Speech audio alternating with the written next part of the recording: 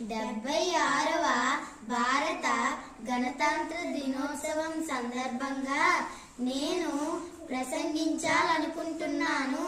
ముందుగా నాకు ప్రసంగం చేయడానికి ఇంత గొప్ప అవకాశాన్ని ఇచ్చినందుకు నా క్లాస్ టీచర్ కి నేను కృతజ్ఞతలు చెప్పాలనుకుంటున్నాను.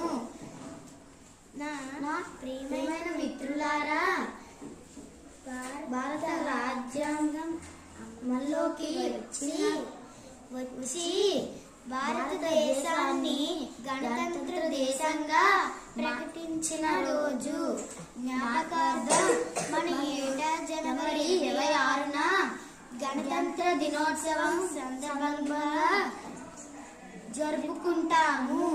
భారతదేశ పౌరురాలిగా నేను చాలా గర్వపడుతున్నాను.